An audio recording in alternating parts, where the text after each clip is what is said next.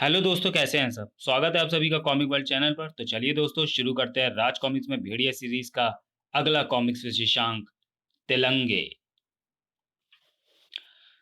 उफ, ये समझ रहे हैं कि मैं अभी भी घृणों के अधिकार में हूँ। मैं इन्हें कैसे यकीन दिलाऊं कि मैं उससे मुक्त हो चुका हूँ।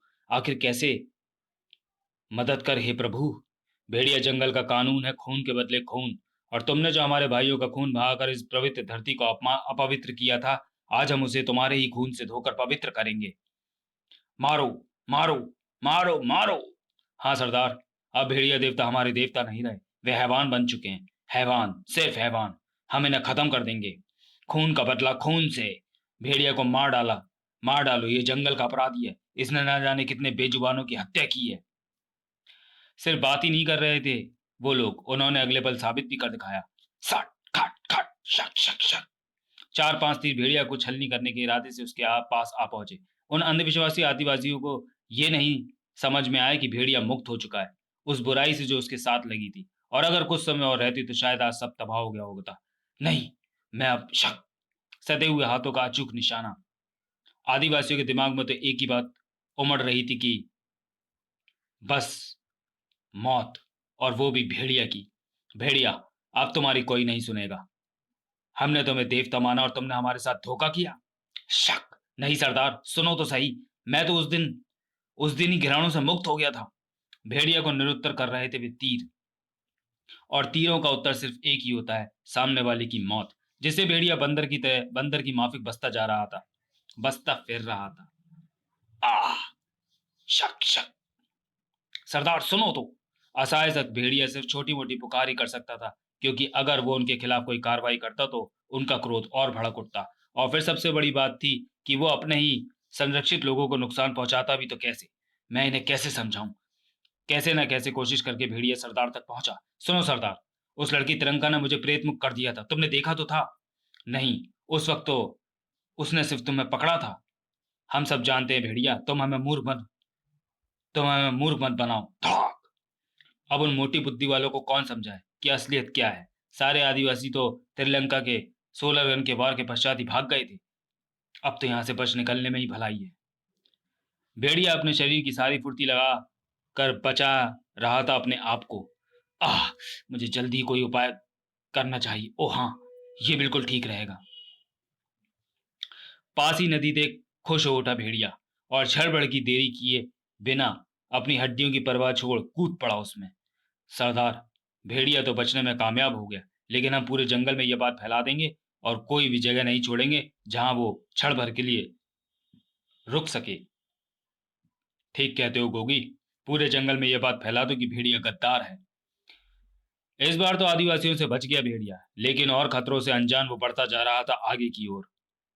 मुझे फूजो को खोजना चाहिए, क्योंकि जब तिरंगा ने मुझे ग्रहणों से मुक्ति किया था तो फूजो ही उस क्षण मेरे पास था। आदिवासियों की निगाहों में अपने आप को बचाने के लिए भेड़िया पानी के अंदर ही अंदर तैरता जंगल के अंदर आ पहुंचा। सड़प, सड़प। भेड़िया ने अपना कदम पूरी तरह से जमीन पर रखा भी ना था कि ग्रर, शेर के उस हमले से पका उठा भेड़िया। क्योंकि वो शेर जो सिर्फ भेड़िया की परछाई से ही डरते थे, आज उस पर हमला करने की हिमाकत कर बैठे थे। ओह, ये भी उसी धारा में बह गए जिसमें वे आदिवासी छपा। ग्रहणों के अधिकार में मैंने किस किस को मौत की नींद सुलाया, मुझे खुद भी मालूम नहीं। छप छपाक गुर्र। और अगर इस तरह सारे जानवर मुझ पर हमला कर बैठे तो फिर मेरा बचना मुश्किल हो जाएगा। गुर्र। भेड़िया ने जो सोचा वही एक सांप की तरह सिद्ध हुआ। शेर के अनुयायी बनकर और भी शेर भेड़िया पर झपट पड़े। ओह, गुर्र, गुर्र। लेकिन भेड़िया आखिर भेड़िया है और शेर आखिर शेर। जिसका दाव जहां जिसका दाव लगा वहीं से मांस गायब। गुर्र, गुर्र, खच। यहां से भी भागना पड़ेगा मुझे। अगर जान बची तो मैं समझा भी सकता हूँ, नहीं तो ये मेरी मजबूरी का फ़ायदा उठा मुझे मार देंगे। भेड़िए की मजबूरी थी कि वो जानवरों का मसीहा था, और अगर मसीहा ही बन जाए कसाई तो फिर क्या होगा? लेकिन इसका मज़ा ले रहे थे कुछ लोग। हा हा हा हा हा। भेड़िया अब तुम्हारे अपने ही तुम्हारे हाथ-पाँव अलग कर देंगे। कौन थे ये लोग और क्या थे इनके इरादे? और इरादे सॉरी हमारी योजना कामयाब हो गई क्यों? हाँ, अब हमें अपने काम में कोई परेशानी नहीं होगी।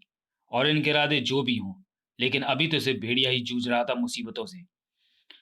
मैंने तो सोचा भी नहीं था कि आदिवासियों के साथ साथ ये जानवर भी मेरे जान के दुश्मन हो जाएंगे। भेड़िया ने शेरों को गच्चा दिया और जा गिरा हिरणों के झुंड में, जो कि अपनी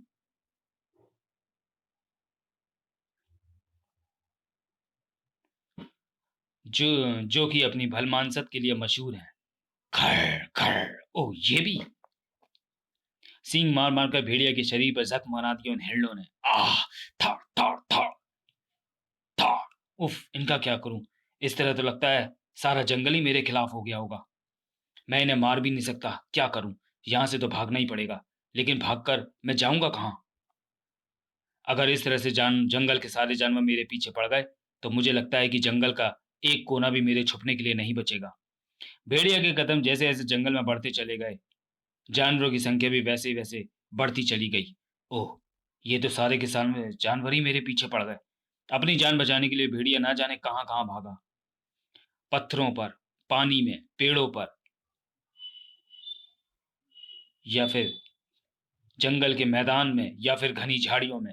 जहां जहां वो गया वहां वहां उसकी मौत के परवानों की संख्या बढ़ती गई। और दौड़ता दौड़ता वो आखिर एक ऐसी जगह पहुंचा। कर गां, ओह! तीनों ओर ऊंचे ऊंचे चट्टानों से घिरा छोटा सा मैदान था, और चौथी ओर जान के लालचित जानवरों का समूह। बहुत अच्छा इनाम मिलना था भेड़िया को। अब तो कोई चमत्कार ही बचा सकता है मुझे, लेकिन इन्हें इस तरह अपनी गर्दन के करीब देखकर लगता है वो भी अब नहीं हो सकता।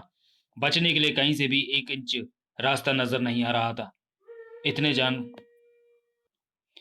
इतने जानवरों को धोखा देना मुश्किल लगता है, और मेरी मौत भी धीरे धीरे करीब आ रही है। एक से एक खूंखार जानवरों की सांसें भेड़िया की सांसों से मिलकर एक जैसा संगीत पैदा कर रही थी। गर गर, टप टप करके भेड़िया की अनगिनत पसीने की बूंदें टपकनी शुरू हो गई, और उसे बिल्कुल करीब नजर आने लगी मौत। तभी एक चीख ने सबके संगीत की तान ही तोड़ के रख दी। ठहरो! वो और कोई नहीं, फूजो ही था, जो सही में भेड़िया के लिए चमत्कार ही था। ओह फूजो, ठहरो! ये अब निर्दोष है। इसने जो भी किया किसी हैवान के अधिकार में किया। और फिर फूजो तफ्तीश से सारी बातें उन भोले जानवरों को उन्हीं की भाषा में बताता चला गया, और भेड़िया अपनी सांसें रोके इस सारे दृश्य का अवलोकन कर रहा था। ओह, कितना भयानक सपना लग रहा था ये सब। जब जानवरों के दिमाग में ये बात समझ समा गई कि दोषी भेड़िया नहीं कोई और था, तो सबने मिलकर भेड़िया से माफी मांगी। तुमसे माफी मांग रहे हैं सब भेड़िया। हम्म, मैं अनजाने में हुई मैं अनजाने में हुई इस भूल के लिए तो मैं क्षमा करता हूँ। और मेरे अधिकृत शरीर से जो हत्याएं हुई हैं उनके लिए भी मैं क्षमा मांगता हूँ। ओह, हमारी इतनी मेहनत पर पानी फेर दिया उस बूढ़े ने। हाँ, नहीं तो ये बात आज हमेशा के लिए समाप्त हो गई होती। और जिसे देखते ही और ये आवाजें किन्हीं आदमियों के मुख से नहीं, इस यंत्र से आ रही थी जो कि हवा में चहलकदमी कर रहा था, और जिसे देखते ही जाहिर हो रहा था कि वह अत्याधुनिक तकनीक से बना हुआ है। कैमरा, माइक और स्पीकर। हमने इतना सीटी लिक्विड नदी के पानी में मिलाया, लेकिन उसका नतीजा निकला ये। सारे के सारे कैसे एकदम बदल गए। हमने भेड़िया के खिलाफ हुए आदिवासियों और जानवरों का अति क्रूर बनाने के लिए इतना सीटी लिक्विड नष्ट कर दिया, और उसका नतीजा ठन ठन गोपाल। हम्म, हाँ जिंक, लेकिन फिर भी मैं हार मानने वाला नहीं। ऐसे नहीं तो वैसे ही सही। लेकिन भैया, आपने ये नहीं सोचा कि उन ऑर्डर्स का क्या होगा जो हम ले चुके हैं? वो सब भी पूरे होंगे जिंक, तुम चिंता मत करो। अब भेड़िया के मामले में हमारी उंगली बिल्कुल टेढ़ी हो जाएगी। इस मशीनी मानव और रहस्यमय आकृति के मंसूबे खतरनाक जाहिर हो रहे थे, जो कि अपने आप को उस आकृति का भाई बता रहा था। तो फिर मैं ऑर्डर पूरे करने के लिए माल लाना शुरू कर दूं? हाँ जिंक, तुम अपना काम शुरू करो, क्योंकि हम पार्टियों से पेमेंट ले चुके हैं। न जाने क्या क्या इरादे थे उनके, और क्या माल लाकर किसके ऑर्डर पूरा करना चाहते थे वे। ये बात तो वही जाने, लेकिन उस सारे गोरख धंधे में जंगल जानवरों और पक्षियों का बहुत नुकसान होगा, और शायद भेड़िया का भी। लेकिन भेड़िया इस बात से बेखबर था। वह तो मशगूल था अपने हाथी दोस्तों के साथ खेलने में। वह हमारे और तुम्हारे लिए अच्छा जेन हमारे और तुम्हारे लिए अच्छा खेल दे गई है। हाँ हाँ, मैं सब समझता हूँ कि तुम्हें मजा आ रहा है। सच, ये खेल है ही मजेदार। भेड़िया और हाथी मस्त होकर खेल रहे थे वो मनोरंजक खेल, लेकिन कोई और शायद खेलने आ रहा था मौत का खेल। गाड़ी उधर घुमा लो, वहां पर बहुत से बंदरों और लंगूरों का झुंड है। बंदरों के झुंड के पास पहुंचकर किसी सदी हुई सेना के माफिक कूद पड़े वो सारे हथियार बंद। बहुत ही सावधानी के साथ चारों ओर से उन बंदरों और लंगूरों के झुंड को घेर लिया गया। फिर उन्होंने अपने गले में लटकते मास्क अपने मुंह के आगे लगा लिए। ओके, मेरे इशारे के साथ ही सब एक साथ हमला कर देना। ओके बॉस, हम आपका ही इंतजार कर रहे हैं। हम सब ने अपनी अपनी पोजीशन ले ली है। फायर! ऑर्डर पाते ही हरकत में आ गई उनकी उंगलियां और उनकी गनें। शोले उगलने के स्थान पर जहरीले धुएं का छिड़काव करने लगी और हंसी खेल करते उन बंदरों और लंगूरों